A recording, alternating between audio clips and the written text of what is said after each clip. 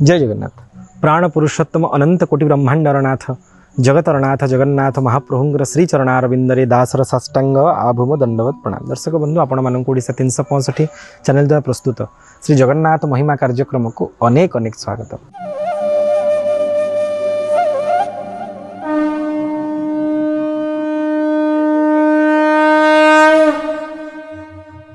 महाप्रभुंर अणसर आरंभ होईची शांते अणसर घरे जर कंपुचंते। महाप्रभु को जर सतरे कौन जगन्नाथ को जर हुए जहाँकर नाम स्मरण हो गले पांडव गीतारे अश्विनी और कुमार कहते अच्युतानंत गोविंदं नामोच्चारण भे सजात नश्यंति सकलान रोगान सत्यं सत्यं बदाम्यहं। अर्थात जदि कौन व्यक्तिर शरीर में कौन रोग थाए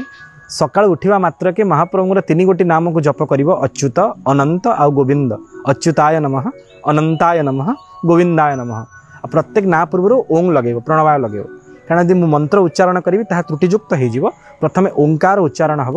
तापरे अच्युताय नमः। यदि एमती आप प्रत्येक दिन पाठ करेंगे तीन थर आपण शरीर में कौन रोग रही प्रथम। एवं द्वितीय कथा हूँ संसार सब बड़ रोग निजे संसार भव रोग बोली कहते जस्य स्मरण मात्रेण जन्म संसार बंधनात् विमुच्यते नमस्तस्मै विष्णवे प्रभ विष्णवे। जो महाप्रभुंर नाम स्मरण हो गले जीवर सबुठु बड़ रोग भव रोग दूरीभूत हो जाए। बर्तमान से जर रे कंपुचंती श्रीअंगरे कंप श्रीअंगरे ताती सतरे कौन महाप्रभु को जर हुए आपण मन में शंका थी यार तीन प्रकार उत्तर हाँ हुए ना हुएनी और तृतीय आम कहीपर कि विश्वास करंतु मु चिकित्सक भाव में अत्याधुनिक एलोपैथी विज्ञान छात्र हेले निजे तार चिकित्सक हेले जाने अनुभवी अनुभव न्याय मु स्वीकार करुच्ची शांतं को जर मु बाकी स्वीकार करने मो भली साधारण पतित अधम जीवर योग्यता बा केते एते बड़ नाथंग विषय जानिबा निमंते करुणा बारिधि चिर क्षमा निधि सारा जगत रे बोला उची विधि शरण नेलेता चरण तले गो लुह देव सीए पोछी। एभलिया नाथंग विषय जानिबार योग्यता मो पाखरे काहे आज्ञा ना मत दबार योग्यता भी मोर काई कि मुझे शुणी अनुभव करी पाखे बखाणुची। मु डाक्तरी पढ़ुए मोर जड़े सार फार्माकोलोजी विभाग था जड़े से ना मना करें प्रकट करूँ जहाँ गुप्त ता गुप्त रही आवश्यकता रही। ये 2012 मसीहार कथा मो सार अनुभूति से कहले जड़े नास्तिक डाक्तर बंधु थे बुर्ला मेडिकल कॉलेज हठात एमती कथा छल कथा हो सार नास्तिक डाक्तर बंधु सार को पचारे कथबार्ता पड़ला आपन जानी आरे ढमणा बुली बुलिक यही अगणा सेमती ओडिया जातिर आम भली ढमणा मानकर शेष अगणा हूँ पाट अगणा सबू कथा शेष में महाप्रभु विषय चर्चा हम नास्तिकर जगन्नाथ चर्चा और आस्तिकर तो महाप्रभु चर्चा निश्चित। से कथा छड़ी पचारे कहले अरे तू कहूँ जगन्नाथ को जर हुए काले ना हाँ हुए ना प्रमाण कौन। नास्तिक बंधु मो सार को पचारे जदि आपन कहीं प्रश्न करे आपण परी जगन्नाथ प्रेमी को सतरे कौन जगन्नाथ को जर हुए आप कौन उत्तर देवे हाँ मुझे शुणी महाप्रभु को जर हुए मो बो कही मोर ता बो कही 14 पुरुष काल शुणी जगन्नाथ को जर हुए बोली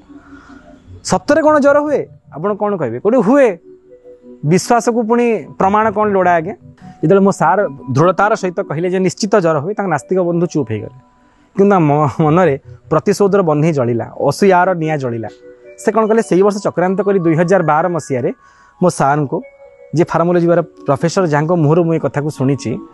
2012 मसीह स्नान पूर्णिमा दिन सार को लेकिन आसिले पुरी संध्या 7 बजे। आपन जानी 2014 मसीहा पूर्व जगतगुरु शंकराचार्य शास्त्रीय निर्णय पूर्व आम मैंने समस्ते महाप्रभु स्नान एवं स्नान मंडप रथ उपर स्पर्श करूँ कि ही 14 मसीहा पर स्नान मंडप और रथ उपर स्पर्श को निषेध कर शास्त्रीय निर्णय मते जगतगुरु शंकराचार्य से वर्ष है कौन तेज 2012 मसीहा दिन संध्या 7 बेले सार नास्तिक डाक्तर बंधु चक्रांत कर सार को लेकिन आसिले पुरी एवं स्नान मंडप निकटवर्ती आंद बजार पाखे ठिया होती सार को सांग पचारे कहले तू कहूँ परा जर हुए बोली ना हाँ ना आज भी काले जर आरंभ हुए ना हाँ हुए ना प्रमाण कौन मुझे से दिन कही प्रमाण किसी ना बोली विश्वास को प्रमाण कौन लोड़ा मु तो मानि नहीं जगन्नाथ को जर हुए बोली प्रमाण कौन दरकार ना कहूनु प्रमाण कौन ना तू डाक्तर परा ना हाँ डाक्तर सेठू कौन है ना जन को जर हेले केमी जानिबो ना थर्मोमीटर रे। सार नास्तिक बंधु कहले जानिचु मु थर्मोमीटर नहीं कि आसी देखिया जर हुए कि ना।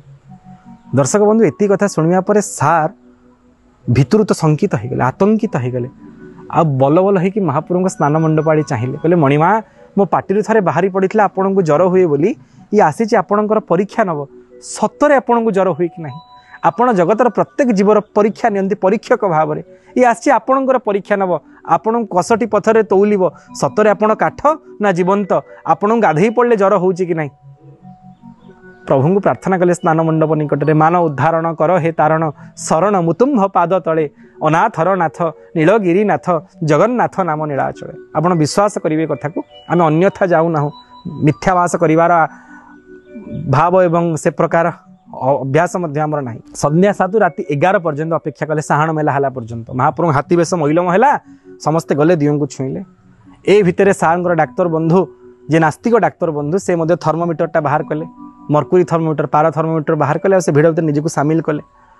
भीषण भिड़ आज्ञा राति 11टा बेलू दियों को छुईदा प्रबल भिड़ लोक मान से भिड़ भितर सार डाक्तर बंधु प्रथम थर्मोमीटर को साधारण तापमान को आणले माने 94 डिग्री को आणले और धरिकी चलले आपण विश्वास करेंगे से भिड़ भितर महाप्रभुंर बाम भुज तले से अति बेस 2 सेकेंड में थर्मोमीटर लगे एमती लगे पुणी भिड़ ठेलिकी बाहर करले स्नान मंडप 2 सेकेंड रु लगे महाप्रभु देहरे आउ 2 सेकेंड बाहर को बाहरी गले तो स्नान मंडप तलू को जाकि से थर्मोमीटर देखती 106 डिग्री फारेनहाइट हालुका सुखीगला मुंडू गम गम गम गम झाड़ बहीगला आखिर धार धार लुह बहु थाए कथा कहीपार न था मो सार कौतूहल बस्त थर्मोमीटर टाणी आणले देखला बेलू 106 डिग्री फारेनहाइट कहले बाबू रे जदि आ गोटे सेकेंड अधिक होता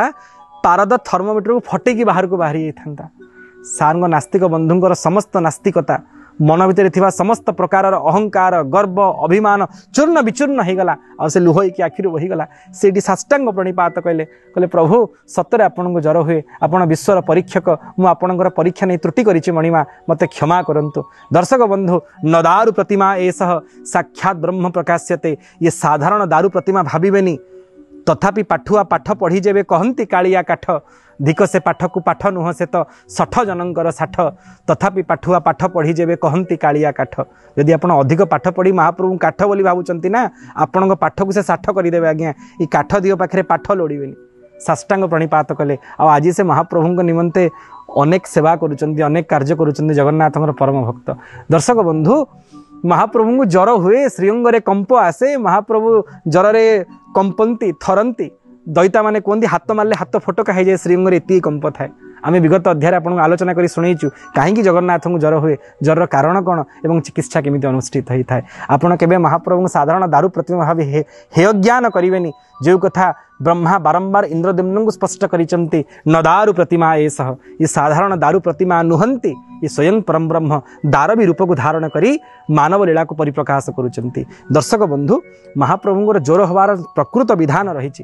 ज्वर है आम बहुत बार कही जमी जर दिय अच्छा श्रीमंदिर सूर्य मंदिर प्रवेश मात्र बाम पटे अच्छा पूर्वाभिमुख होकर 3 मुंडिया दिय महाप्रभुंर निमंते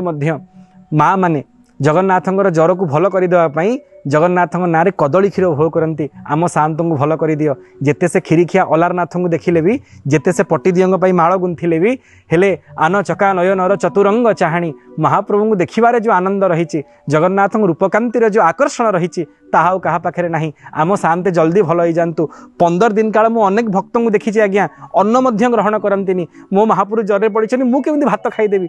फलाहार करिकी रुहंती ए प्रकार आज निष्ठावान भक्त अच्छा श्रीक्षेत्र में समग्र जगत में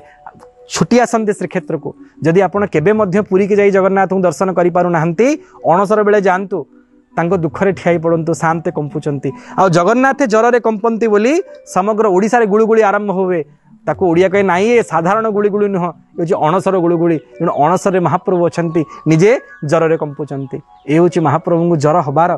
प्रकृत प्रमाण जहाँ आम सार मुहर शुणा पाई आशा ए कथा आपको खूब आनंद प्रदान कर एमती मणिमा को भल पाथे भाव में बांधी छड़ा कहार शरणागत हे जय जगन्नाथ।